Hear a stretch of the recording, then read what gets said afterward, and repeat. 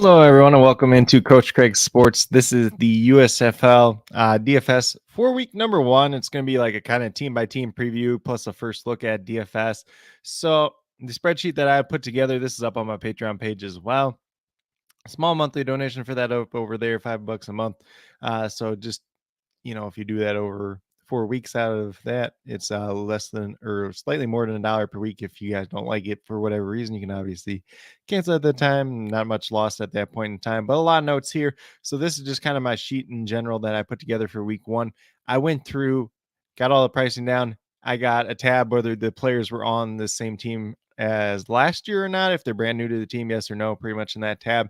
If they play in the USFL, what their stats were last year, if they didn't play in the USFL last year, kind of their most recent stops, whether it was the NFL, the CFL, Indoor Football League, anything else like that. So, just kind of a basic overview. We'll go over some of the coaches or the coaching staffs for every team in the league, kind of their philosophies. A lot of the coaching staffs are pretty similar to last year, but there are a few changes as well. So, without further ado, we'll start off with the Birmingham Stallions. So, like looking at the quarterback position, first of all, we got Jamar Smith, we got Alex Magoo, we got Jalen Morton behind them as well. So, Jamar Smith was the one that got a lot of time last year, obviously, with the injury to Alex Magoo. They at least came out initially saying that both these guys will see time this year. So it makes it a little bit more risky when we're talking about DFS perspective, especially for week one, especially considering Jamar Smith is the highest priced quarterback on the slate. If you want to play him in GPPs, you probably can do it, but no, Magoo is liable to get some time as well.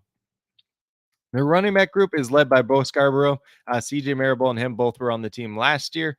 And then they have Zaquandre White, who was a UDFA free agent out of South Carolina, spent some time at Florida State before that, was on the Dolphins practice squad for a little bit time this year too. Still kind of a raw running back prospect, but could see some time at some point in time, but at least for week one, mainly looking at Bo Scarborough, CJ Marable. Bo Scarborough could maybe even be a cash option this week at $8,800. Obviously had a very good run at the end of last season. And then they have Bobby Howley as a fullback. He's $3,000 for like USFL DFS week one. But, as a fullback, we're not too interested in him. They return a couple wide receivers from last year. So we have Marlon Williams is their leading returning receiver. He's a guy I like quite a bit coming out of college as a UDFA from Central Florida. Had a very good career there, honestly. So he's a guy that I would expect to be pretty good once again for USFL this year. Probably be their wide receiver one. Adrian Hardy is the other guy that we're really interested in that's coming back. He had 8 catches, 128 yards, 2 touchdowns last year, but most of that came down the stretch. Was decent in college. He's got a pretty reasonable price tag for week one, $3,500. So he'd be somebody that I'd be interested in as well. Michael Darius was with the team last year, not a major factor in their roles, but he's a guy that's still around. They have Austin Watkins, who was a guy that I liked a little bit out of UAB as an undrafted free agent. He is Sammy Watkins' cousin. He's dealt with some injuries, although he's been on, NFL training camps, NFL practice squads here and there throughout his time as well. Mainly a perimeter outside wide receiver, though. Myron Mitchell is another former UAB wide receiver. Spent a little bit of time with the Vikings. He dealt with some injuries as well. He's more of a vertical deep threat, though. So those are two guys there that are there as well. Davion Davis, they do have. He played college ball at Sam Houston State. He spent some time with the Vikings, the Browns, and the Texans. Most recently was in the XFL with the Houston Roughnecks. He was cut. He's pretty much inactive for most of the games, or he just used on special teams. So wasn't a major factor there. We'll see if that is different for the USFL. I know a lot of people kind of hyped him up a little bit for USFL at this point in time. But then we get down to Deion Kane, who spent some time in the NFL as well. He played at Clemson from 2015 to 2017. He's been with the Colts, Ravens, Pittsburgh Steelers, and the Philadelphia Eagles. Hasn't done too much in the NFL, but is another guy that is probably going to be one of their top wide receivers, at least at this point in time. We're probably looking at him and Marlon Williams on the outside, maybe Adrian Hardy in the slot, and then mixing in those other guys here and there as need be. But that would be my expectation at this point in time. Obviously, we do not have depth charts. I'll probably be doing another video on Friday. Hopefully, we have a little bit of depth charts and a little bit more insight by that point in time as well. At tight end, they made a pretty notable cut the other day and cut and carry Angeline, who was their starting tight end last year. They brought in Jace Sternberger, who is a former third-round pick. Spent some time with the Packers. He bounced around a lot of practice squad after that. So didn't really do too much in the NFL. Maybe that's a little bit different in USFL. They did sign Thaddeus Moss about 2 days ago, so he'll be on the team, but he's not on DraftKings at this point in time. That is the son of Randy Moss. But like I said, they cut Kerry Angeline. I got a couple guys in here that I was listing when I was making the spreadsheet over the weekend, and I put strike through lines out them. Those are guys that recently were cut on the spreadsheet, but just in case they latched on with another team, I liked having their stats still kind of available so I could move them, or if they happen to resign with the team because somebody goes on like IR or something like that, just kind of a notable resource to have as well. In terms of the defense, Birmingham was one of the top defenses last year. They are returning a lot of starters, so they're going to be a defense that's in play more weeks than not. They do go against New Jersey Generals this week, who are a pretty formidable team in themselves, so maybe not quite the high-end option as a defense as there'll be other times. Moving up to the coaches, though, Skip Holtz is still their head coach. He was the head coach last year. He does the offensive play calling as well. And then John Tavis, the defensive coordinator, is returning from last season too as well. So a lot of returning players for the Birmingham Stallions. Obviously, the most notable losses are they lost Victor Bolden, they lost Osiris Mitchell. So looking at Adrian Hardy, look at Deon Kane to kind of make up that. Maybe somebody else steps up out of the wide receiver group, but that's kind of where we're at least with Birmingham to start. Then we moved down to Houston Gamblers. The Gamblers were a team that weren't that great last year, honestly. Their head coach is going to be a replacement. Curtis Johnson takes over as the head coach. I'm going to start off with the head coaches. He was the Tulane head coach in 2012 to 2015. Before that, or outside of that, he's really only coached wide receiver position. So we'll see what this offense looks like. It was pretty balanced at Tulane. There was like the first year where they were pretty pass heavy, but other years than that, they had some pretty decent running backs, some guys that made it to the NFL, Orleans Darkwa, Dontrell Hilliard, and there's somebody else in there too as well. I can't remember looking back now at this point in time. Eric Price is the offensive coordinator. He was the offensive coordinator under Curtis Johnson at Tulane, so should see some pretty similar schemes there. And then Chris Wilson takes over as their defensive coordinator. He was most recently the defensive coordinator at Colorado the last 2 years. He was the Eagles defensive line coach from 2016 to 2018. So I would expect the Gamblers defense to be pretty decent. Once again, we'll just have to see if their offense can keep up this year or not, because that was the major problem last year. So at the quarterback position, Kenji Bahar returns as a quarterback. Assume that he's going to be the starter this year. Terry Wilson behind him is also returning. And then we have Montel Cozart, who, he played in the USFL last year a little bit. It's kind of a third stringer, but he was not with this Gamblers. So that is something to just keep a note of. Kenji Bahar is probably going to be the starter. He does offer a little bit of rushing upside. You can see his stats here from last year. They're nothing special at this point in time. Terry Wilson behind him. He played his college ball at Kentucky. A little bit at New Mexico State too. He had some JUCO experience before that. He's more of a mobile quarterback, so if he gets in, he could be a little bit interesting. And then Cozart, he played at Kansas, he played at Boise State, he played some in the CFL, and then obviously last year was in the USFL just as a third string quarterback. At the running back position, we have Mark Thompson and Devon Whaley returning for them. They did sign TJ Pledger as well, who was pretty decent at Utah. He played at Oklahoma previously to that too, undrafted free agent. He's a guy that could have some upside. Whether that's week one or not is kind of remains to be seen. So I'm kind of treating this as a committee at this point in time. They did cut Benny LeMay recently, who, had some pretty good preseason moments with the Colts about a year ago, and then signed on late with Houston last season. When we move down to the wide receiver position, they got three main guys that are returning: Teo Redding, Tyler Pelka, and Anthony Retief Williams. Teo Redding would be the guy I'm most interested in personally. They have a couple other interesting options at wide receiver with Dantes Alexander, Justin Hall, and Chike Kism.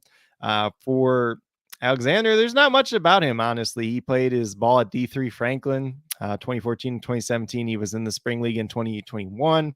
Didn't have like a major role there. They did cut Joshua Moore, who was, he former Texas wide receiver who I did have some interest in because he was pretty talented when he was at Texas.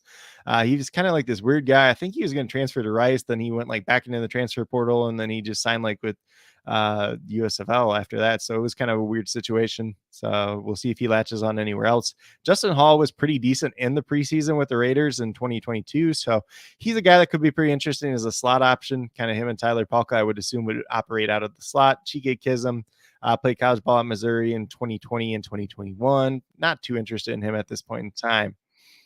At tight end, they didn't really use their tight ends too much last year, but obviously it is a new coaching staff, so we'll see if that changes. Brandon Barnes was pretty good in the XFL in 2020 for LA, but not really used too much last year in 2022.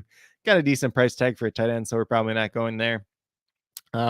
Julian Allen was kind of their main tight end last year, or the guy that was a little bit more involved in the passing game, but he is on the suspended list. Haven't dug too much into that at this point in time, but that is something to keep in mind. They have Clinton Sig, who was undrafted free agent out of Lindenwood. He played there from 2016 and 2021. Kind of an interesting prospect. We'll see if he factors in eventually or not. And then they have Josh Peterson as well, who is a tight end. He played at Louisiana Monroe. He signed last year, but he didn't play really at all for the USFL. He is Doug Peterson's son as well. So just something to keep in mind there. But then we have the Gamblers defense. They don't return like a ton of guys that was on a pretty decent defense last year. I consider him a cash game play, at least week one going against Michigan, who could be another team that is struggling off the bat. And they got a decent price tag overall. I am going to take this off of the next team, which is the Memphis Showboats. And we're just going over to their coaching staff once again. They return all three of their coaches or their main coaches, their head coach and Todd Haley, their offensive coordinator and Bob Sanders, and their defensive coordinator and Cardinal Lake. So no real changes in the coaching staff. However, from a player personnel perspective, they are quite a bit different. So at quarterback, we already got news this week that Brady White will be the starter. He is the $6,800. So he's a reasonable price tag, but they have kind of mentioned they want to see kind of all three guys in action. So him, Ryan Willis, and Cole Kelly, although it is expected that most teams only have two quarterbacks active on game day. So we'll see some type of a split here. So it's not really something we should be interested in too much, at least to start this season. Ryan Willis played his college ball at Kansas, Virginia Tech. He was the Spring League MVP in 2021. Was most recently in the XFL with St. Louis, where he didn't win the starting job to AJ McCarron. So he requested his release essentially to come back over to the USFL and kind of, try to earn a starting job there. Cole Kelly played a little bit at Arkansas, a little bit at Southeast Louisiana. He was a 2022 undrafted free agent. Pretty big quarterback, pretty big arm, not much of a rushing threat, but should be interesting to see what happens with this battle as the season moves along. But for like week one DFS, not too much interest to be had there. Then we move down to their running back room. They have Alex Collins is kind of like their main guy. He's a guy that played most recently with the Seattle Seahawks in 2021, plays college ball at like Arkansas. So he's a guy that has a lot of experience. His NFL career has kind of been bouncy around and everything else like that, but could be a guy that we can consider at least week one. They have David Ham, who played at UTEP in 2014, McNeese State in 2015 to 2018. And outside of that, there's not too much on him. He did run pretty fast at like kind of the USFL tryout or combine that they did run. And then Justin Stockton, who's kind of bounced around these spring leagues. He's playing the AF in 2019, the XFL in 2020, played a little bit in the CFL and the Indoor Football League most recently. So he's a guy that could be like a little bit of a pass catching back. Then they had Kareth White, who they recently cut as well. Moving down to the wide receivers, they returned quite a few guys. So they had returned Derek Dillon, John Franklin, Rashard Davis, and Vinny Papale at wide receiver. So they bring back four guys. They also have some other guys in there as well.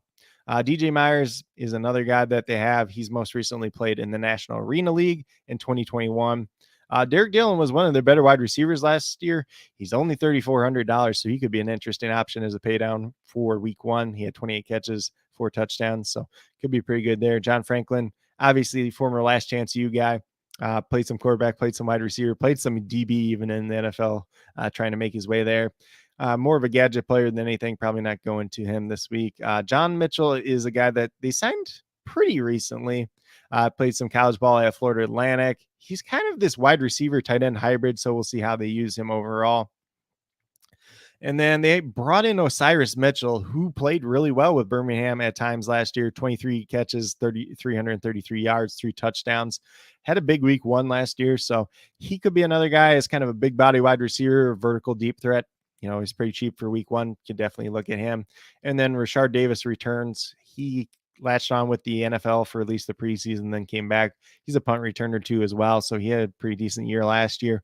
Reasonable price tag, so you can look at him as well. And then they have Ryan McDaniel, who played Tulsa previously to that, 2022 undrafted free agent.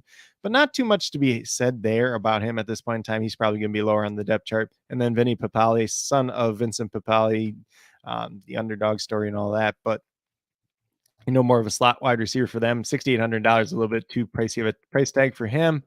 They got Daniel Helm at tight end this year. They do not have Cheyenne O'Grady anymore. Daniel Helm, probably more of a blocker, but he spent some time with the 49ers and the Raiders in the NFL. And then behind him, we got J.J. Wilson, who kind of played running back, fullback in college at Arizona State and Auburn. Hasn't done too much since then. So we'll see what they try to use as him as a role overall. Moving down to, and then the Showboats defense, they're a decent price tag. They go against Philadelphia this week. So probably not a defense that I want to play this week, but I don't think they'll be a bad defense by any means at the same time. For the Michigan Panthers, they kind of got maybe a little bit of a quarterback conundrum here once again. So we got Josh Love, who was with the team last year. Eric Berry, I can't even pronounce his last name, or if I'm mispronouncing it, I do apologize. He played his college ball at Eastern Washington. He was with the team last year too as well. They got those two guys. And then they brought in Carson Strong out of Nevada, who was an undrafted free agent, signed one of the heaviest guaranteed contracts last year with the Eagles. He's kind of had his struggle of off the field issues, though. He's kind of had a knee injury that's lingered, and part of the reason he didn't get drafted, he had some disgruntled interviews and stuff at the Senior Bowl. So a guy that's super talented in terms of arm talent, but hasn't all put it together. So that's kind of why he's in the USFL. We'll see if he gets a shot here at some point in time. But at this point in time, I don't really want to mess around with the Michigan quarterback room. Moving over to kind of the coaching staff, though, Mike Nolan takes over as the head coach. Jeff Fisher did end up retiring. Mike Nolan was the 49ers head coach from 2005 to 2008. He was most recently the Cowboys defensive coordinator in 2020, which didn't end up too well for him. Eric Marty, the offensive coordinator, is returning from last year's staff. And then Steve Brown takes over as the defensive coordinator. He was most recently at East Tennessee State as a defensive backs coach for the last 5 years. He was a defensive coordinator at Kentucky from 2007 to 2010. So it'll be interesting to see what kind of defense him and Mike Nolan put together. At the running back position for Michigan, they cut LD Brown earlier this week. So it's just Reggie Corbin and Stevie Scott at this point in time. Both these guys should be pretty viable options. Both these running backs are very talented, and both of them don't have terrible price tags either. So can't say too much there. At wide receiver position, they bring back 3 guys in Devin Ross, Ishmael Hyman, and Joe Walker. So Ross, those would be the 3 guys that I do expect to kind of start at this point in time. Each of them had their flashes last year. Hyman's a kind of an interesting pay down option because when he was with the team, he was pretty productive. Joe Walker had his games here and there. And then Devin Ross had like one pop-up game here too. So as well, they get some guys in that do have some NFL experience as well. AJ Richardson was on the practice squad with the Cardinals for about 2-3 years, played at Boise State before that. And then Trey Quinn, who spent some time with the Washington Commanders, the Jacksonville Jaguars, and the Denver Broncos. So he's a guy that could be an interesting slot option. He's pretty cheap at this point in time. If we get a depth chart out that makes him look pretty interesting, could be somebody that we target. Then they got Marcus Sims, who's kind of around too, played college ball at West Virginia, hasn't done too much since that time though. And then we have Wap Filer, who's kind of got a hefty price tag for somebody that we don't know how involved he's going to be, but was pretty good at his time in Indiana, the 4 or 5 years that he was there. 2021 undrafted free agent, really hasn't done too much else since then, though.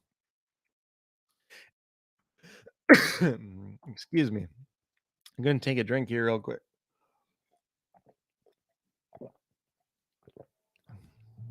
At tight end, they bring back Kyle Markaway and Marcus Baugh. Neither one was like super involved. So that is something to note there. Markaway, he was pretty talented in his time at South Carolina, but he's had a lot of injuries. Then they have 2 other tight ends they brought in this year. Cole Hunkatini. I don't know if I'm pronouncing that right. He spent some time in the NFL with the 49ers, the Vikings, and the Giants. Never made a major impact there. And then they have Josh Babbage out of North Dakota State. He was undrafted free agent there. Spent some time on the Panthers and Packers practice squad in 2022. He's a guy that could be pretty interesting as the season moves along. He's a pretty athletic tight end, pretty decent blocker as well. Kind of that move tight end. Maybe they use him a little bit of fullback, kind of a H-back type role. Be real interesting to see what they do there. Panthers defense, I'd like to think that they're going to be a pretty decent defense. They lost a couple pieces from last year, though. They're pretty cheap at this point in time. They go against Houston, so it should be a decent matchup, at least for week number one. Let's see. Then we move down to the New Jersey Generals, talking about the coaching staff real quick.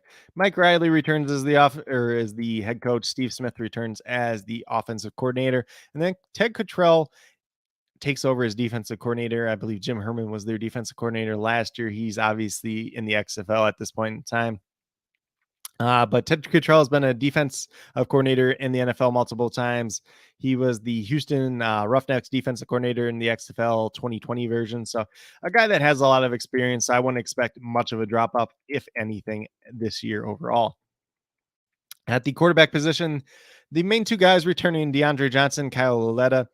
Obviously, last year they had Luis Perez as well, but he's playing in the XFL. So DeAndre Johnson, I would expect to be kind of that lead quarterback for them this year. Maybe they work in Lauletta a little bit as well, but DeAndre Johnson, at least week one, $8,900 is going to look really good with the rushing upside that he does present, especially if he's named the starter. And then they have Dakota Prokop, who is kind of that third string guy. He's been in the Canadian Football League for, about 6 years at this point in time, but mainly was a backup over there. So it looks like he's going to be the third string guy, at least to start the season. When we get down to the running backs, they return Darius Victor and Trey Williams. They're two, leading running backs from last year. Both guys were very productive. So you could look at both them once again this year. They're a little bit pricey at this point in time, especially Trey Williams, but both guys had their moments last year for sure. Kingston Davis, they signed late last year, but he didn't have any stats. So he's a guy that was former last chance U guy. I believe he transferred to like UAB, then kind of bounced around a little bit after that. So he's a guy that could have some upside, if one of those guys gets hurt, but otherwise not too interesting. At wide receiver, obviously there is no Kavonta Turpin, who was their main option at wide receiver last year. They do bring back Randy Satterfield. They bring back Alonzo Moore and Cam Eccles-Looper. So Satterfield's kind of that big body, deep threat. Moore's kind of the do-it-all type of guy. He's probably going to be the guy to lean on at least a lot early on. And then Cam Eccles-Looper didn't do too much last year, but he's more of a kick return specialist than anything at this point in time. They brought in Warren Newman and Demore Pearson. They're probably the most likely guys to take over that Turpin role, where kind of gadget role, play in the slot, do a little bit of everything. DeMorning Pierce-L is probably the most interesting one. He played in the AAF in 2019, XFL in 2022 or in 2020, and then spent some time with the Denver Broncos in 2021. A guy that's been a little bit of a versatile piece, had some success in that XFL version of 2020 or in 2020, excuse me. Warren Newman was undrafted free agent in 2022, played some with Jacksonville State, and in the CFL as well in 2022. Then they also brought in Daryl Stewart, who, he played his college ball at Michigan State, never been too impressed with him, but maybe he can make a mark in maybe that Darius Shepard role in the USFL. But at this point in time, mainly if I'm attacking any of these wide receivers, it's probably going to be Demore Pearson-L, hoping he kind of gets some of those gadget plays and will get some slot work at least early on in the season. Then for tight ends, they bring back most of their tight ends with Brandon Bowman, Wes Saxton, and Woody Branham. So not too much to say there. None of them were super involved last year. They brought in Charles Jones as well, who played college ball at Tulane from 2014 to 2018. Not too much notable otherwise from him since then. Generals defense, they're going against Birmingham this week.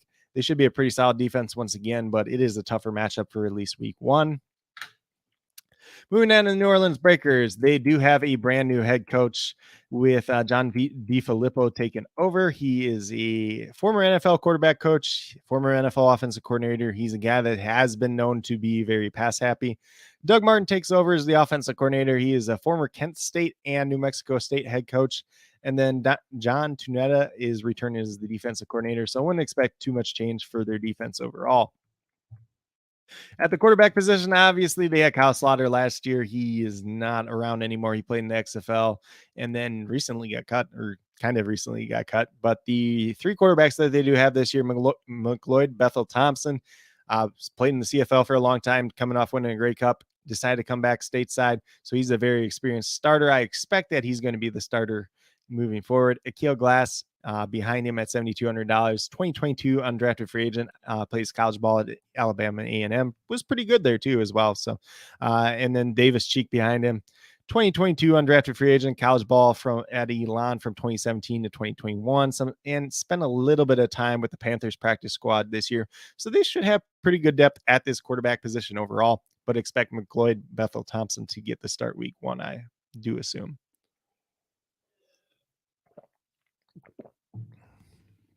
Then we moved on to running back position, which is kind of an interesting position for them just in general because their leading rusher from last year ultimately decided to retire from football. Anthony Jones was with the team last year. He had a lot of flashes here and there. So would expect that he kind of be the lead guy, at least to start the year.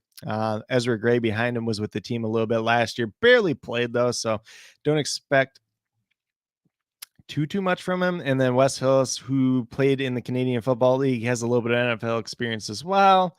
Could end up factoring in. So kind of expect kind of a three-headed committee at this point in time.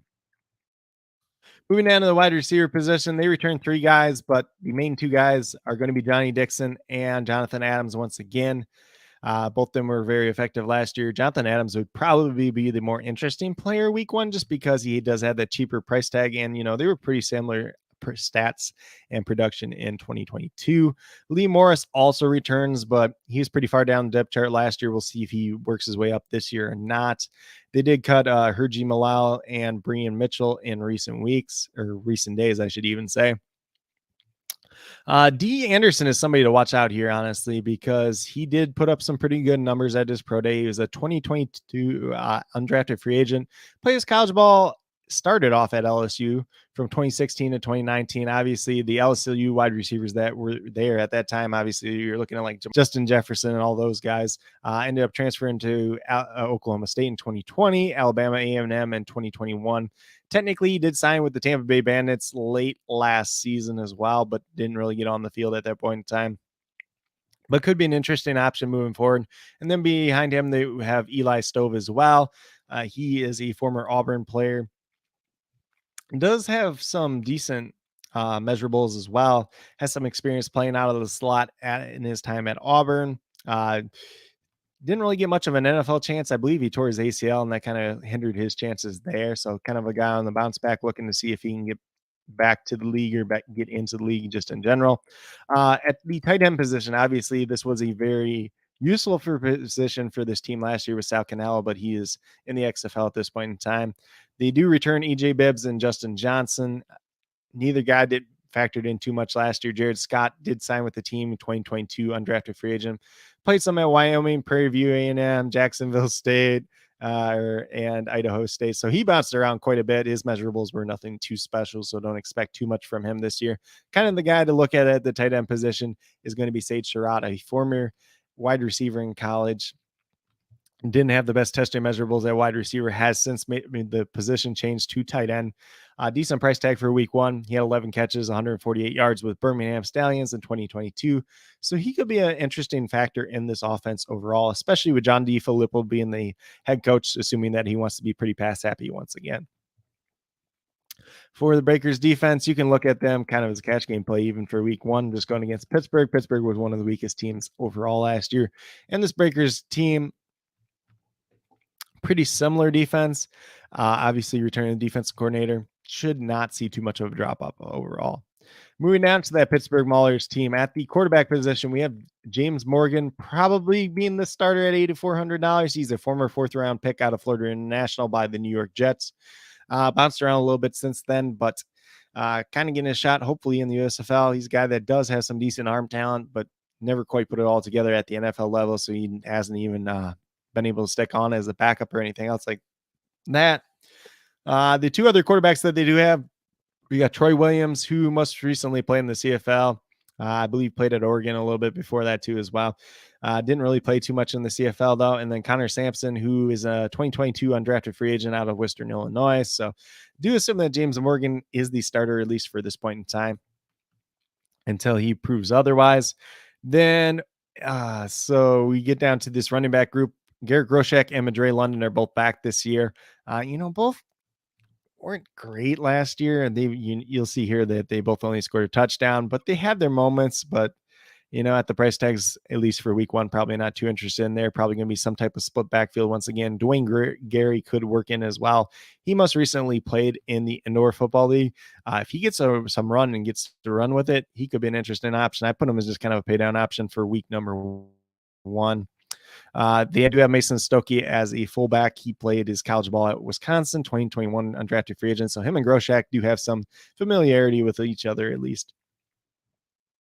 At the wide receiver position, they bring back, they bring back Trey Walker and Bailey Gaither. Those are the two main ones that they're bringing back. And then Isaiah Heaney, who, had a little bit of decent run towards the end of the year with them as well. So those are three guys that are probably going to be their top three wide receivers once again. Xavier Lewis is a guy that primarily played defensive back in the past, but apparently has converted to wide receiver now. There's not too much information out of him just in general. CJ Turner, they signed. He was a undrafted free agent out of Southeast Louisiana, so he could be a guy that pops up every once in a while. Hunter Rison, the son of Andre Rison, is also on their team. 2022 undrafted free agent, played a little bit at Michigan State, Kansas State, Grand Valley State. So we'll see how he works out, see if he turns into much of anything, but his college stats leave a little bit to be desired.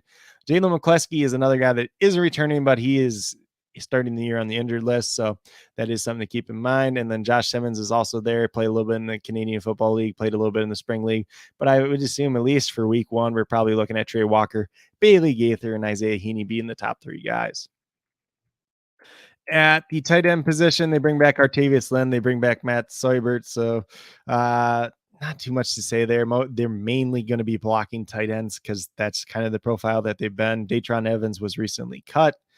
And then that Mahler's defense, they weren't a bad defense by any means last year. The offense kind of drug them down. So they could be interesting going against New Orleans week one as a pass-happy offense. Probably not something that I'm going to go after myself personally, though.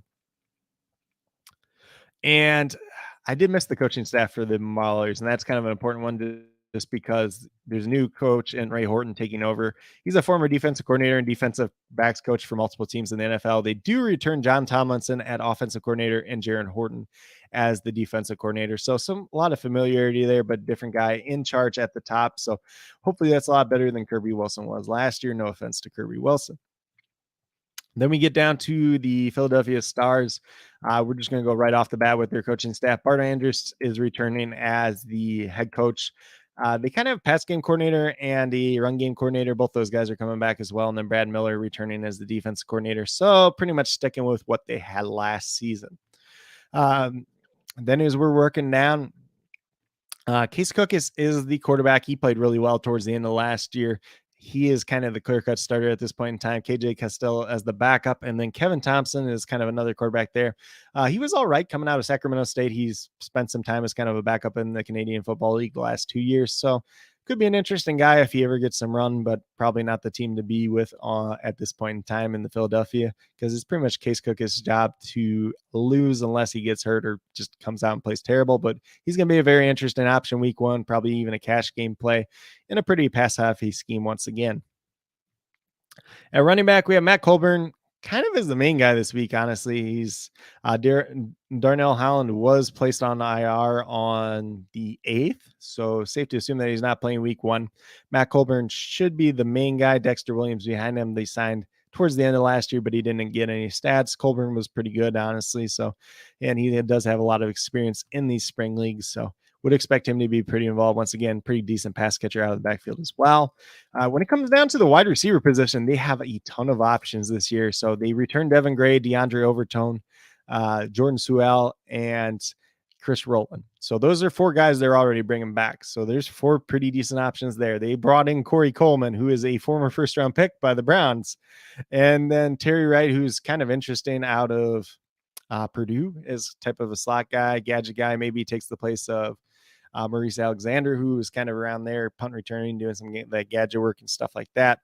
He played in the CFL some, got a chance with the Seahawks, but didn't really do much with it. And then he was most recently cut by the San Antonio Brahmas in the XFL. They have Kareem Wheatfall as well, 2022 undrafted free agent out of Fresno State, and Samuel Akeem, who was a 2022 undrafted free agent out of Montana. So those two guys probably going to get buried on the depth chart, I would assume, at this point in time. Kind of when we're looking at week one, Jordan Sewell was their leading guy last year. Devin Gray's got a decent price tag. So him and Sewell kind of just went back and forth last year. The weeks that one of them went off, the other one didn't. So it's kind of hard chasing it sometimes. But I do have some interest in Devin Gray week one. If you want to play some Jordan Sewell, definitely makes some sense. DeAndre Overton, Chris Rowland, both his pay down options look pretty good, as they should get some slot work as well. And then if you want to take a chance on somebody else, you could. It's just the hardest part is really to figure out how Corey Coleman is going to factor into this rotation, because if he takes the job of somebody or bumps somebody down, it's going to be a big factor. At the tight end position, they re-signed Bug Howard recently, or somewhat recently, within the last month. Technically, he was listed as being on the inactive list. We'll see if that changes as the week moves along, because obviously, if he's active, he's somebody that could be in play. Lawrence Dalla Beta is somebody they signed as a tight end. He played his college ball at West Florida in 2019, played a little bit at Western Kentucky before that, but there's really not too much information out here on him. So don't know too much about him at this point in time. Pro Wells was with them last year, plays college ball at TCU. Didn't do too much last year, but obviously a guy that could be somewhat athletic.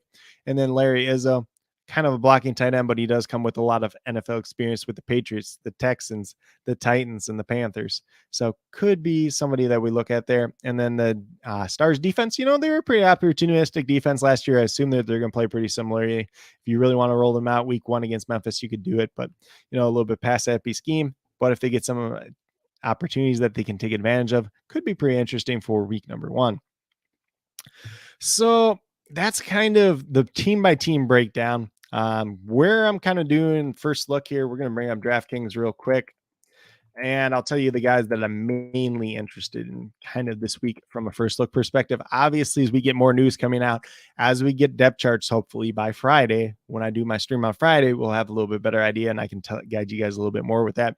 But once again, this sheet is up on my Patreon page at patreon.com/Coach Craig Sports. Small monthly donation over there. If you want to see it, it'll be up every single week.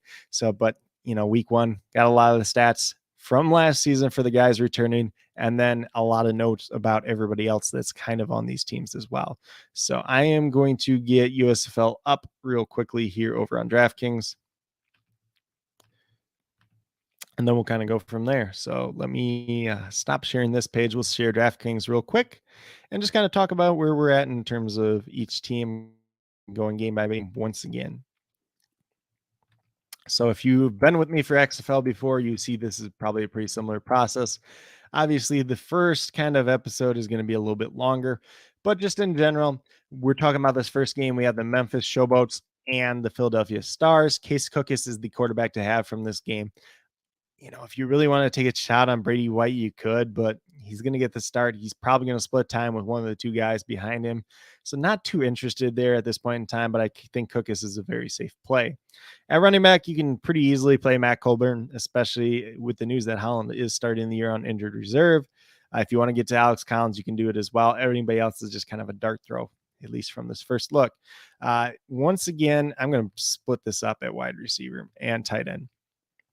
So Jordan Sewell, Devin Gray, Corey Coleman, DeAndre Overton, Chris Rowland. You can probably take shots on any of those five guys for Philadelphia. If Bug Howard's active, you can take a shot on him as well. They did have Kelvin Harmon, who they recently cut as well. I forgot to mention that, but looks like a pretty good team overall to target just from the passing game. On the Memphis side, once again, would mainly target. I'm probably going to avoid John Franklin and Vinny Papaglia, for being honest. Rashard Davis, Derek Dillon, Osiris Mitchell would be the three guys that I would target from this team overall in terms of pass catching options. Moving down to the next game, we have the New Jersey Generals and the Birmingham Stallions. I guess we could talk about defense for the first game. If you're playing one of those defenses, probably going to be Philadelphia. But Jamar Smith is mainly a GPP option because it sounds like him and Magoo will at least kind of split snaps at some point in time or kind of rotate. Doesn't sound like they're opposed to that once again.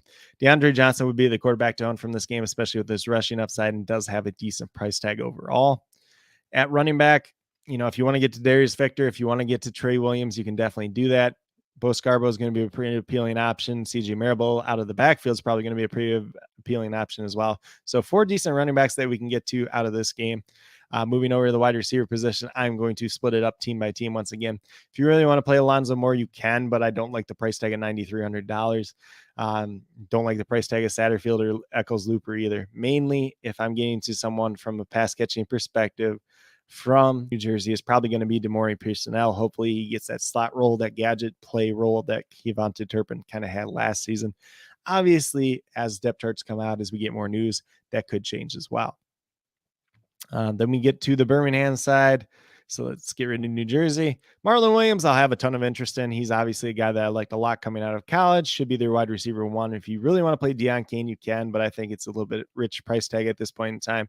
Adrian Hardy, I will have a good amount of interest in at $3,500. Expect that he's at least a top 3 wide receiver for this team. Then from the defensive perspective side, probably just going to avoid these 2 defenses since both of them are 2 of the better offenses, or at least should be 2 of the better offenses once again this year. Moving now over to Michigan and Houston. If you're playing a quarterback, it's probably going to be Kenji Bahar out of this game. If you really want to take a shot on somebody from Michigan, you could do it, but it's not something I'm doing personally myself. Running back, Reggie Corbin, Stevie Scott, you can play pretty easily. If you want to take a shot on one of the Houston guys, you can definitely do it, but it's a little bit risky at this point in time. I expect some type of split backfield between Thompson, Whaley, and Pledger. So we'll see how that all shakes out as we move forward. Getting rid of the Houston wide receivers. So we'll just look at Michigan at this point in time. You can take some shots on Joe Walker. Ishmael Hyman's going to be pretty interesting. Trey Quinn, if you get like news that he's going to be like starting slot or something like that at $3,000 flat minimum, could be pretty appealing as well. So that's mainly where I'd be at for Michigan pass catchers. On the Houston side, Teo Redding would be the most interesting one to me at $6,500. If we get news that Justin Hall is that starting slot at $3K flat minimum, would be very interested in him as well. From defensive perspective, you could probably play either one of these defenses. Both teams' offenses struggled quite a bit last year, so we'll see if that is a similar thing this year or not. Obviously, Michigan does have the same play caller. Houston does not. And then we're going to get to the final game between the Pittsburgh Maulers and the New Orleans Breakers. So I think both quarterbacks are going to be in play here. Probably more GPP options than cash options, though, with James Morgan and McLeod Bethel Thompson. Both have decent price tags, so they could save you a little bit of money if you want to take a shot on either one. Obviously, Pittsburgh might be the more run-heavy team once again since they did retain their offensive coordinator. New Orleans probably going to be a little bit more pass-happy, especially with John DeFilippo being the head coach, so that is something to keep in mind as well. Then we move over to the running back position. Probably just avoiding the running backs out of this game. I think both backfields are going to be kind of split. If you really want to take a shot on Gary, you could probably do it, but how quickly does he break into that lineup for Pittsburgh is going to be the real call. Obviously, this is something that depth charts could change throughout the week. Splitting up these, we're going to look at the Pittsburgh wide receivers first. If you want to play Trey Walker or Bailey Gaither, you can definitely do it. Isaiah Heaney is going to be a pretty interesting play as well at $3,900. Expect those to be the top 3 guys for them. If we get news that somebody else is popping up, could mention them as well. I do believe I glossed over Samson Nakua, so I do apologize for that. Spent some time in the 2022 preseason with the Colts. Played a little bit at, I believe, Utah and BYU in college. Didn't never put up the greatest numbers, but still had some decent testing numbers. So I do apologize for that. Move over to the New Orleans Breakers. We got Johnny Dixon and Jonathan Adams. Jay Adams going to be pretty interesting once again. Obviously, both were the top 2 wide receivers for them last season. Sage Serrata at tight end could be an interesting play. And then if we get news that D. Anderson or Eli Stove is going to be one of the top 3 wide receivers, they could be an interesting punt play as well for week number 1. And then last but not least, we got the defense. Pittsburgh and New Orleans. I would be interested in the New Orleans Breakers defense. Probably not so interested in the Maulers defense against the pass happy attack that we do assume that New Orleans will run out there this season. But with that being said, that's kind of a quick little rundown in terms of team by team breakdown, kind of who's on each team, the coaching staffs, kind of the notable coaching changes as well. Just a little bit of background on some of the players, some of these coaches as well. Hopefully you guys found this video or this live stream pretty informative. Hopefully it helps you with your process, especially as we head into week one. As I did mention, Friday, I will be going over some of the picks that I kind of see. Hopefully we have some depth charts as well by Friday so that we can talk a little bit more about that. If we get any more available news, definitely be sure to check that out. I try to tweet or retweet anything that comes out news-wise in terms of USFL or XFL just in general. So be sure to follow me on Twitter at Coach Craig Sports so you never miss out on any of that news as well. But if you guys do have any USFL DFS specific questions, be sure to message me on Twitter at Coach Craig Sport. Leave it down in the comments and I'll be more than happy to help you guys as much as I can. Obviously, XFL, USFL has kind of been a good little niche for me just in general, but have had some success in both. So definitely do hope to continue that once again for week number 1 and USFL DFS. But pretty much with that being said, that's all I have for this video, for this live stream. If you are brand new to my channel, haven't already done so, please consider subscribing. Definitely would appreciate it. It helps to build the community that we're trying to build here at Coach Craig Sports, which is one that's truly for you, the viewers, helping you with your DFS. Right now we have MLB DFS, XFL DFS, and USFL DFS. So if you're interested in any of those other two, definitely be sure to check them out as well. Make sure you have your notification bell turned on so you never miss a time that I go live.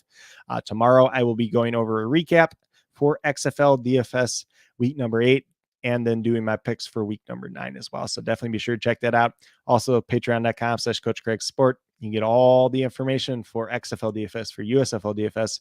You get MLB DFS notes and everything else like that too. $5 a month. Price of coffee nowadays pretty much. So, just over $1 a week. If you break it up over the course of the month, it's almost nothing per day. So definitely some good resources out there as well. Definitely appreciate everybody that does continue to support me over there and on YouTube. Definitely appreciate each and every one of you. And with that being said, do appreciate you guys taking the time out of your day to watch this video. Definitely means a lot to me, and I hope that each and every one of you has a great rest of your day and hopefully some good luck in USFL DFS for week number 1.